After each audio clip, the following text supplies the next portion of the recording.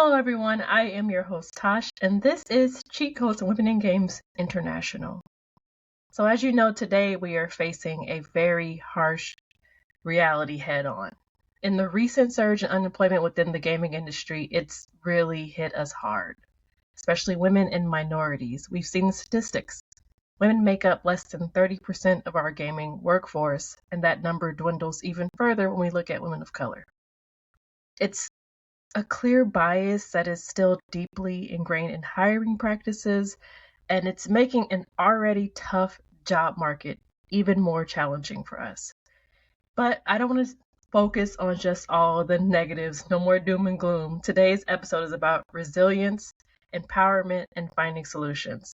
So we're going to dive deep into the factors behind these layoffs, uncovering the hidden biases in hiring, and most importantly, sharing strategies to navigate this difficult landscape.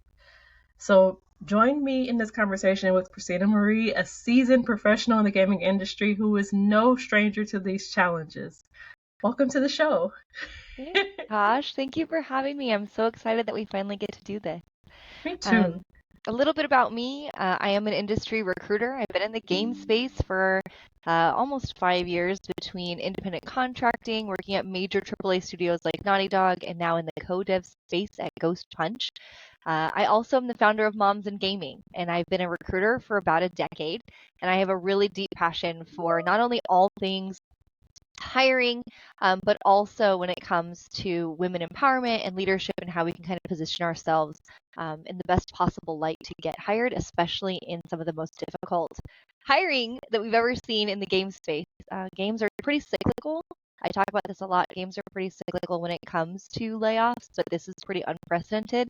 And hopefully today you'll have some of those tips and tricks to kind of better position yourself, or just feel more empowered in general to have the confidence to go forward with an industry that's pretty difficult. I know one of the most difficult things are the people who are looking to transition, who may be in a position where they don't want to be there, or it's mentally unhealthy, or it's a situation where it's just not well suited for them. It's hard for them to figure out, can I transition or should I transition? Yeah, so for people who are looking to transition to games, I think there's a couple of things. One, now may not be the best time.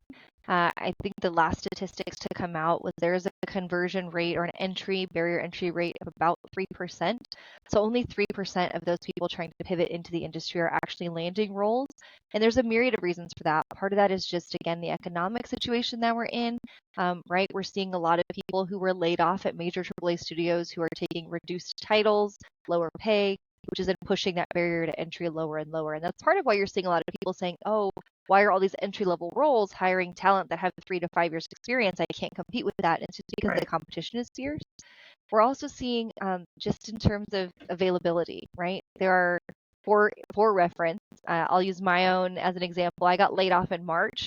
Now there are 114,000 recruiters on the market, and there's only about 1,500 jobs. So if you think about the ratio of if every single person applied to one job, that's 114,000 applicants to one role. And oftentimes headcount, there's only one role. So I was very fortunate, and my job search only lasted 4 months. So there was a lot that came out of that job search that was intentional, and it was not easy. And I document all of that on my LinkedIn, but we can kind of talk through some of that if you want today. But I think that there are a lot of things that you can do within yourself to kind of find community and make yourself better suited for a transition in the future. Or if you're someone who has to do it right now, we're going to have to do it in a way that is mindful and aware of some of the difficulties that you will face so you're not blindsided. That is very true. That is also something that I experienced as well, and I think we'll probably end up getting into that through our discussion. But I do want to talk about kind of the racial and gender bias in gaming, because it's alarming. And I'm Black and neurodivergent, and I know how I'm perceived is not always how I am or how I see myself. And I find that really difficult to navigate. So have you had any experience where your identity you felt like it impacted your job search or your career progression? Yeah, there's actually a couple instances. So I am not black, but I am a mom, and we, as a female in the game space, you already have some of that implicit bias that exists, despite the fact that the statistics support that female gamers are now starting to close in on that male gap. Right. So we are seeing some changes in those demographics. So, we're knowing that more and more women are playing games, more women are invested in this space, despite the fact that we are not eligible or being hired into this space at the same frequency.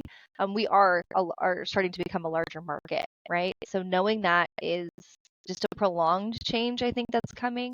But as a mom, I get that a lot. When I started my job search, I was told that I shouldn't talk about my family, that I Right. shouldn't reference the fact that I was breastfeeding. I had a supervisor who couldn't understand. I had blocked off time. So in my previous role, I have two children. They're two under two who are, well, I guess they're two and under now. I have a 2-year-old and a 1-year-old. And with my son, I actually worked in the hospital in labor. Like, I was so committed to my career that I was in labor. I didn't have PTO, enough Wow. PTO to cover like my labor and delivery in that particular role. I wasn't eligible for maternity leave of any kind through that role. So any maternity leave that I took was going to have to come out of PTO. And so I had 2 weeks saved up, and I wanted to save that for after delivery. And so I was working in in labor on my laptop, having my son. Oh Um, gosh. and I remember thinking back now and thinking, like, that is an ask we would never ask of somebody else. We would never ask our male Right. counterpart, "Hey, you're having surgery. You're having this major hospital stay. Could you please take your laptop and work?" But for me, that was the expectation. The expectation was that my work would still get done, regardless of the fact that I was going into labor. And people say, yes, childbirth is difficult and it's dramatic, but they were like, but you can still do it, right? You can Right. still do it all, Oh, it's right? it's just labor, no big deal. You can still do it, right?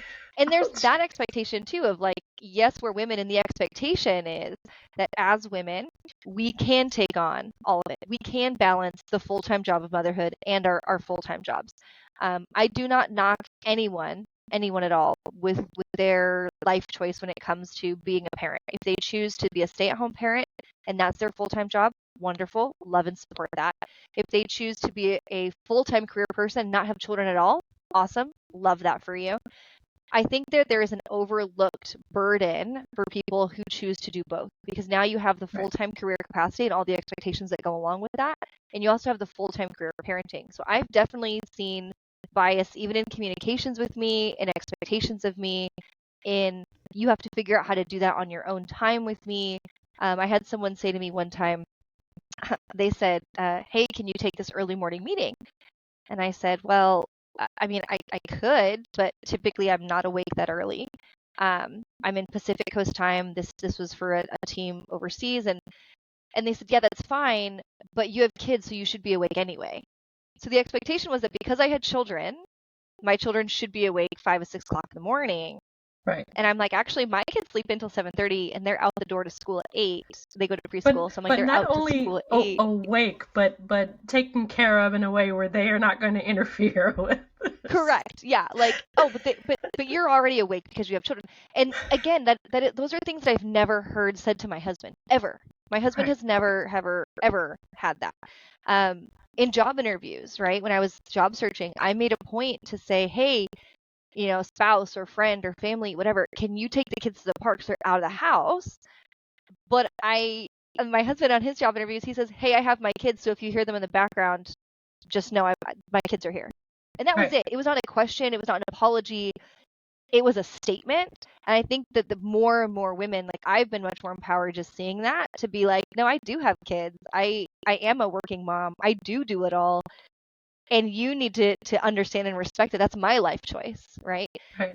That is a part of my life. And so I've made kind of a point in that. And that's what actually led me to founding Moms in Gaming. Is there was kind of three big biases that came into play. One, uh, a mentee of mine came to me and she said, hey, she had taken a little bit of a career gap.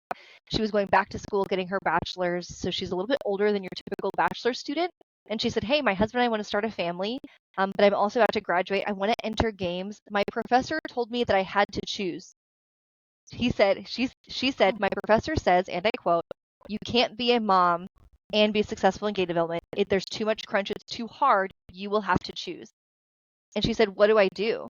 And I said, you don't choose. I do both. Plenty of Right. moms do both. There's absolutely no reason for you to have to sacrifice your personal life dreams for a 9 to 5 job, even though you love and are passionate about gaming. So we do see some of that. Again, like even the assumptions made about like my time and my energy and where I'm spending my time. I'm a pretty hardworking employee. I very much believe in work hard, play hard, and I take it very seriously. It's not something that I just say. I don't say, oh, we all work hard, play hard, and then I never take a play. Right. I play hard. I am not afraid to say, hey, I'm taking that early morning meeting, but can I have the flex time and go a couple hours early, that day or that Friday or whatever that looks like? Because if I'm going to put my all into a company, I expect some reciprocity for those efforts, and not everyone I think has that confidence to do that. But for me, my priorities shifted. With my daughter, there was no working in labor, none. I was not touching my computer. I was taking all the available time.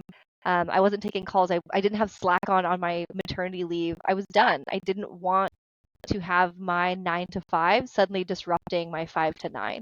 Right.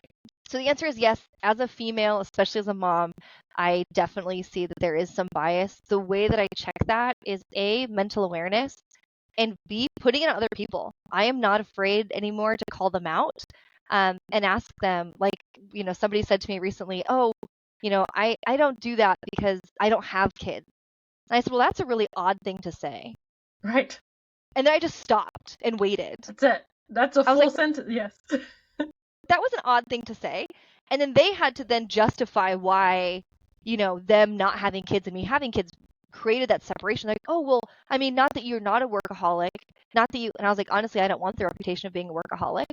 Right. I do enjoy my work. I like to work, but I don't want that reputation. But they're like, not to say, I'm just saying like, maybe you have less time to focus on your career. And I was like, oh, maybe.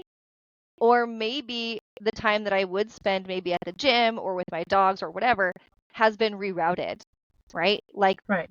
one is not better or less than. And I think forcing that person to stop and think about it is kind of what checked their bias. And so you could tell on their face that they kind of registered like, okay, maybe I didn't mean it that way. When it comes to hiring, again, I am a recruiter, so I look at thousands and thousands of applications. I've looked at probably I've looked at 56,000 resumes in a single year. Like I look at a lot of resumes, and I know even with my own, I have really bad OCD. There are things that I like that appease my dopamine brain and my OCD brain, and things that make my brain recognize things that are like pleasurable. And some of that does come into play in my work. So sometimes I see a visually appealing resume, not in terms of color or in terms of any of those like Canva templates, which please don't use if you're using them, right? But someone who's done something super, super minor, like they may have centered their name, but then all of their other like subheadings are left justified. And this shape in my head, I'm like, why not just justify all of it the same? Like, why is it not all even? And I have to check that in myself and go, hey, this is not actually a ding on the candidate. This has nothing to do with them. This has everything to do with you and your brain. Pump the brakes, qualify them, and then make a decision. So I think, again, when it comes to bias, regardless of if that is regard to racial, economic, religious, right? Social economic, we see it in people who make snap judgments based on names. Training, resilience, being really mindful and turning your mind and being overly aware. And how do you become overly aware, right? You take the implicit bias training online that's free, right? You just run through it and see, like, do I actually have unchecked, unperceived bias? And if so, you're bringing that to the forefront of your mind. There's an example that Jane McGonigal uses, and she says, if I tell you not to think of a pink elephant, the first thing you do is think of a pink elephant, right? And no matter what I do, if I say, TaSh, do not think of a pink elephant. Don't do it. Think of anything else. No matter what, are you thinking of a pink elephant? I'm thinking of a purple one because I'm stubborn. Okay, but you're still thinking of an elephant, right? Still thinking of an elephant, though. Yeah. And you know, okay, it can't be pink. So same thing, right? So I'm willfully not pinking. Yeah. But pink is still on the brain because you can't think about it, right? It is. So the easiest way to do that with bias is to bring that up. Is to be like, hey, like the phrase that I use personally is I'll say, hey, check yourself, and I'll be like, hey, check it. Hey, check it. And I hear it in the Vanilla Ice voice, like, kick Yeah. it, right? But I'm like, check it.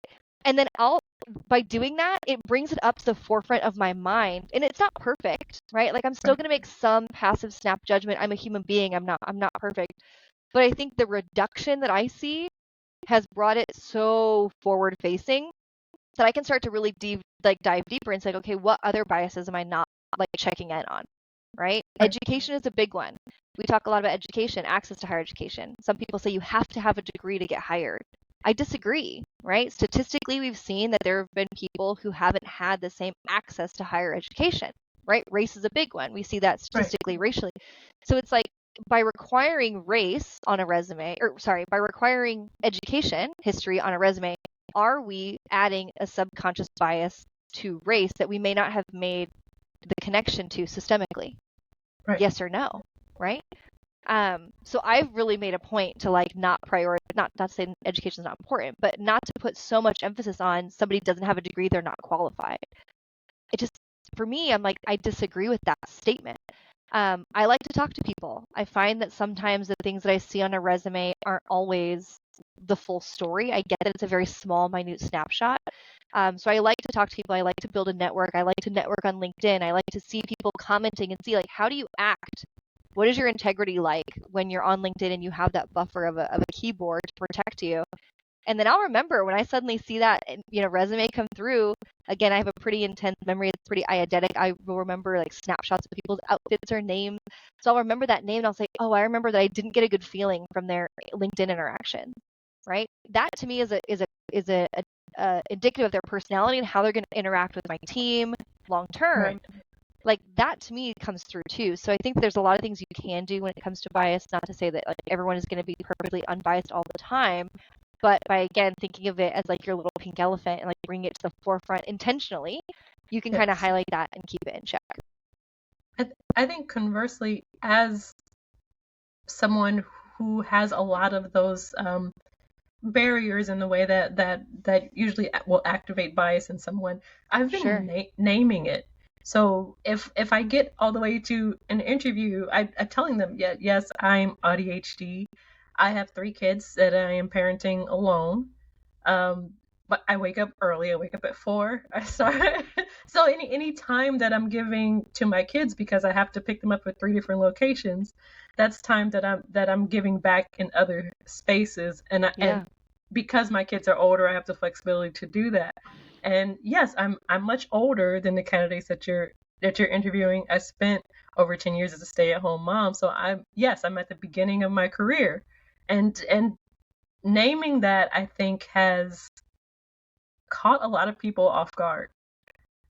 Because I think they feel like that's something that they can assess, but I don't think they see people actually name it themselves. Well, I think that comes back to the confidence piece, right? I had a mentee, when I was unemployed, one of the things I did is I finally had the time, right? Because I didn't have a full-time job. I said, hey, all of you on LinkedIn who've asked to do a one-on-one session with me, I have time right now to do that. And so I opened up my calendar. I did between 16 and 24 one-on-ones a week.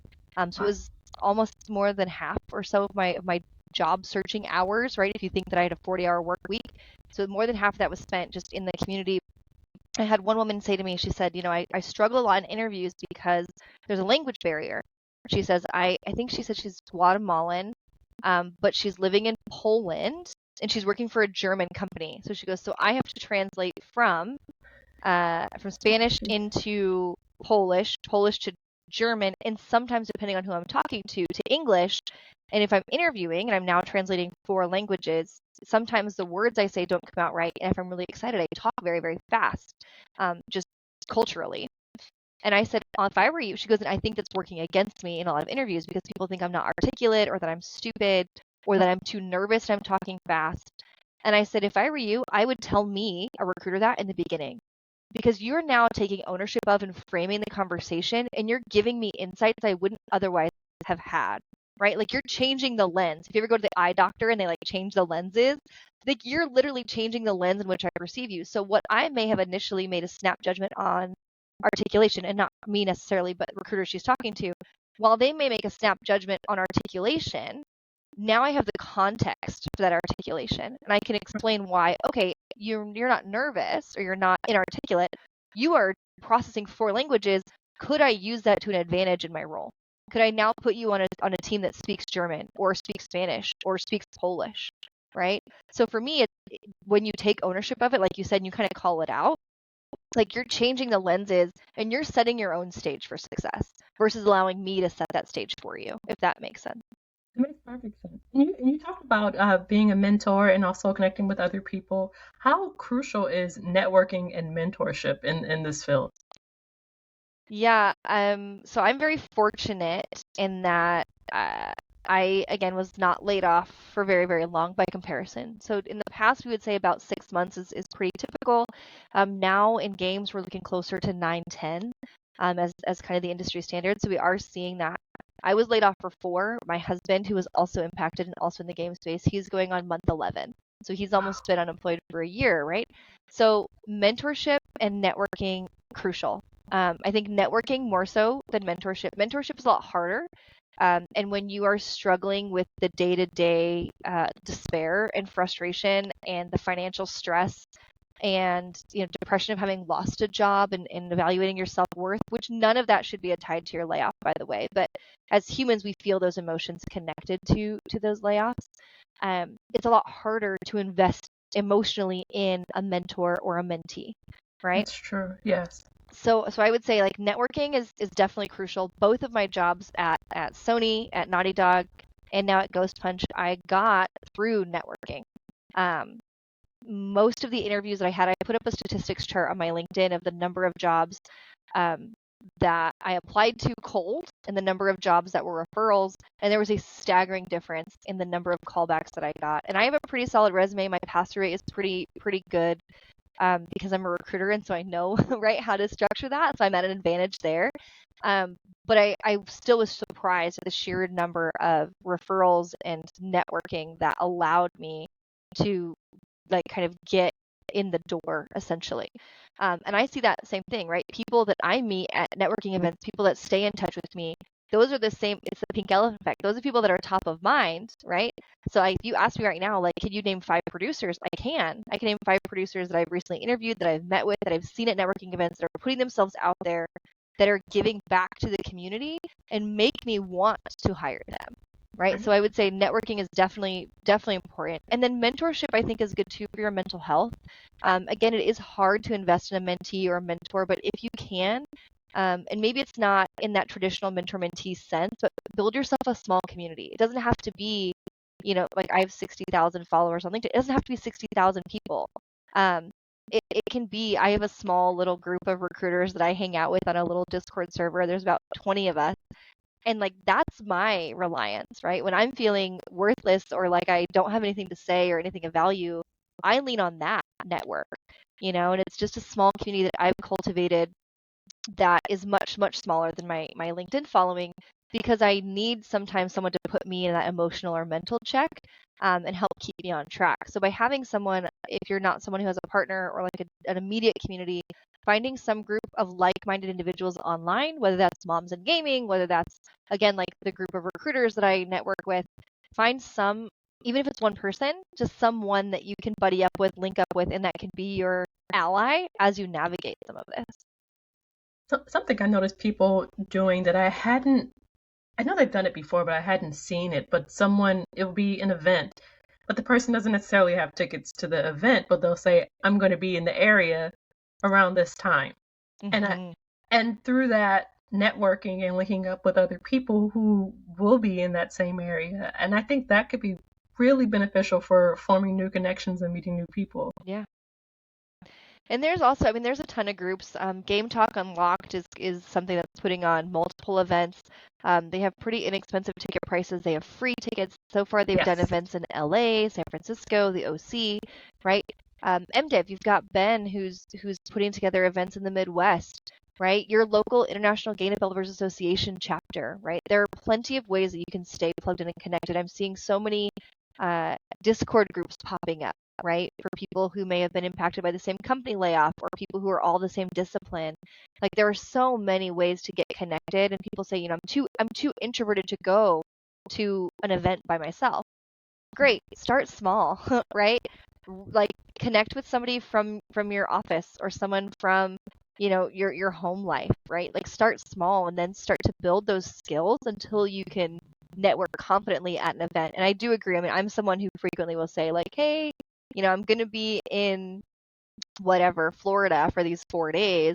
I'm going to be at this place. Let's try to meet up and be there. I did that at GDC. I said, hey, there's a free carousel ride. Like if you want to meet me and I haven't booked time, I will be at the carousel for 90 minutes. Come hang out with me. And people did. Like we just did a whole carousel takeover that was like the Club Christina, and everyone just rode cool. the carousel and we got to meet. And I still talk to a lot of those LinkedIn connections today. They'll message me, and those connections, right? We have a shared unique experience of riding a carousel together full of whimsy at GDC, but not everyone had tickets, right? Not everyone could pay to go to GDC, but they could get there and they could make the time to meet. So take advantage of any opportunity that you can find in order to help make sure that you can position yourself, whatever degree of comfortability that is, whether that's anxiety, whether that is introvertedness, whether that's shyness, whether that is fear, right? Whether that's depression, like whatever it is, find some way to start the building blocks of building a network, even if it's small.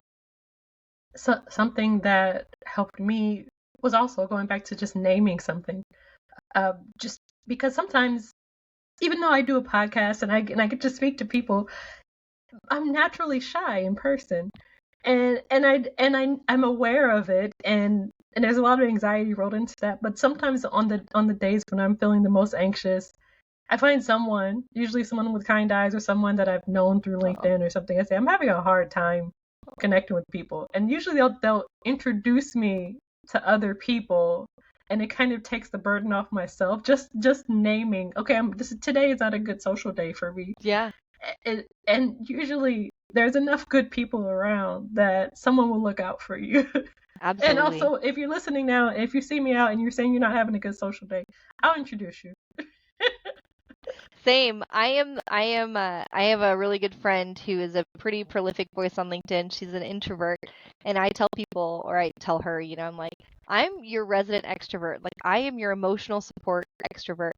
And so on days when I can tell that she's burned out or she's not feeling it or she's tired, I will be the one to say, hey, I'm done. I want to go get dinner. And she's like, oh, thank you. Like I was burned out 15 minutes ago. And I was like, yeah, like I'll call it out. I don't care. I'm not shy. But she would never say like, I need to end this conversation because I'm really like run down and I'm kind of tired, like, or I'm kind of hungry. But I will. I'll say, hey, I'm done. Even if I'm not hungry, I'm like, I'm done. I want to go back to the hotel room and take a nap. You know what I mean? Whatever that is. So if you are someone who's a little bit introverted, I mean, like you said, right? Find someone and just try to be a little bit honest and vulnerable, and you'd be shocked at how many, especially in the game development space. I've been in other entertainment industries, music, fashion. The game space is full of some of the most compassionate devs and compassionate employees that I've ever seen, and they want to help you succeed. They Definitely. really believe that a rising tide lifts all ships, and they want to help you. So if you're someone who's like, hey, I can't do that, like Amir Satbot, AmirSatbot.com has a ton of resources that you can invest in on your own time. And those are people who have willingly said, anybody who reaches out, I will connect with. And that's a great, easy way to get plugged in at a much smaller scale if you are someone who feels that way. So. Even people that other people have considered rock stars are easy to approach. Yeah. And you'd be surprised. People have told me, they're like, I thought you were intimidating. At GDC, I asked someone, I said, what was your first thought of me? And then like after speaking to me, and they said, I thought you were intimidating, like you were someone who would stab me, but now I see you're just like a little marshmallow. And I was like, oh. Okay. Right. Maybe I'm a little too intimidating.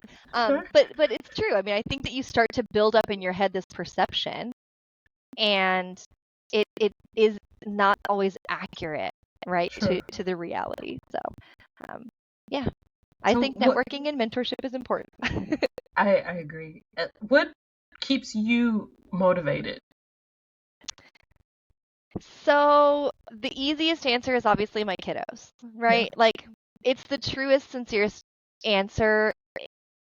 I subscribe to a work hard, play hard mentality. And in multiple interviews I have said, I'm not afraid to pick up and work after hours. I'm not afraid to do, but 5 to 9 or 5 to 8, when my kids are home from daycare but before they go to bed, that's like, I call them golden hours.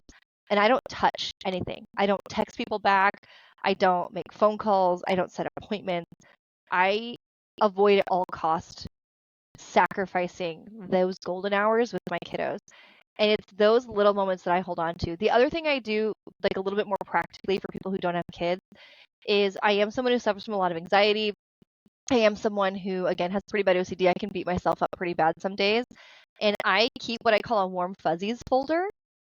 And so I save screenshots of text messages or LinkedIn messages, emails into a little folder. And then on days that I'm feeling my worst, I look back at that and I think to myself, like, oh, look, like, TaSh said XYZ about me. So maybe what I'm saying in this moment is inaccurate. Or like when on days I feel super demotivated and I'm like, especially during the job search, I was like, okay, all you have to do today is get out of bed and go put your clothes on and go walk the dog. That's all you have to do. Right. Walk to the mailbox, get some sunlight, get some water, put some clothes on.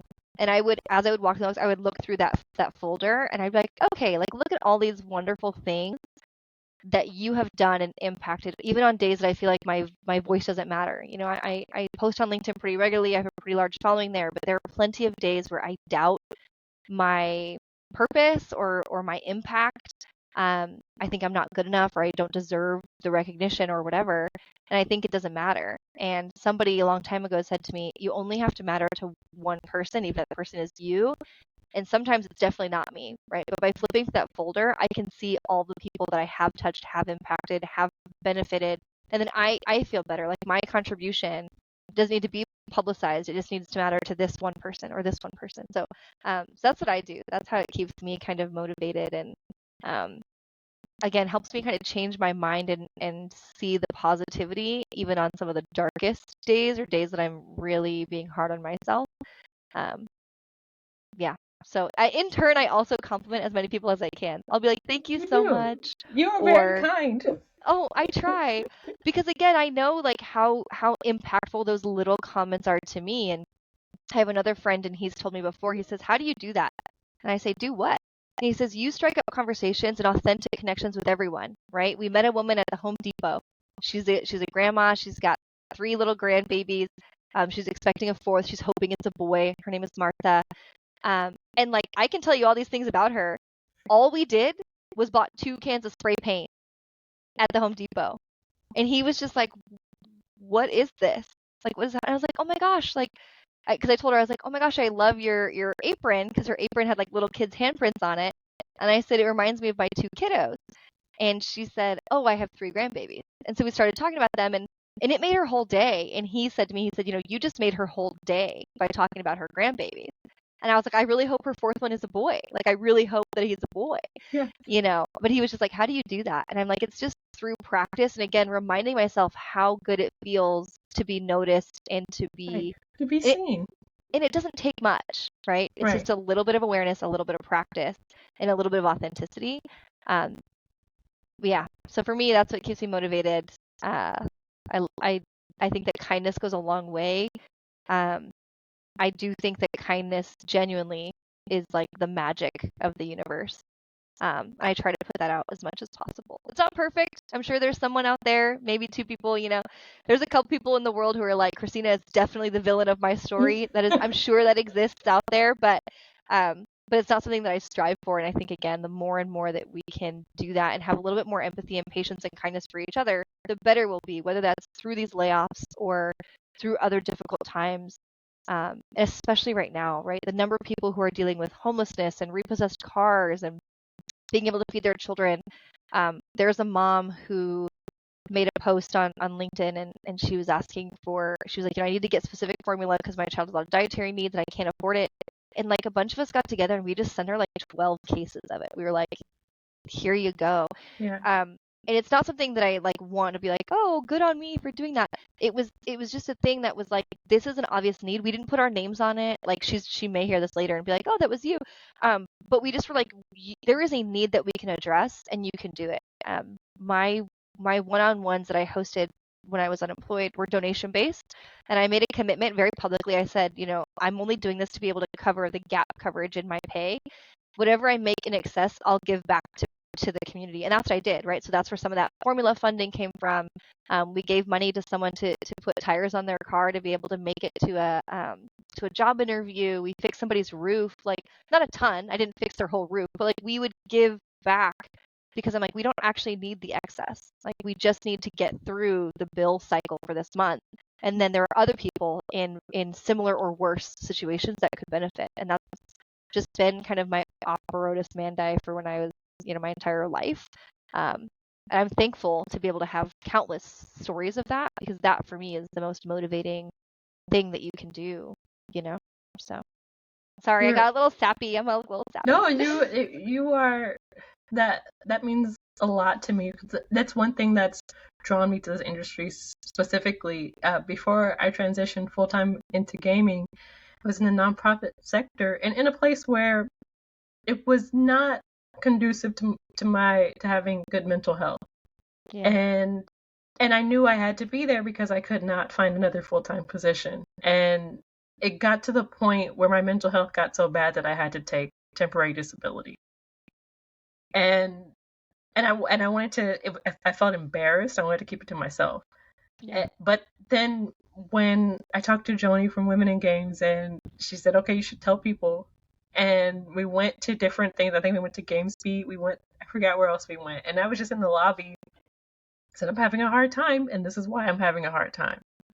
And I was amazed with how many people were looking out for me, saying, you don't need to be somewhere like that, and I'll make sure to keep you top of mind.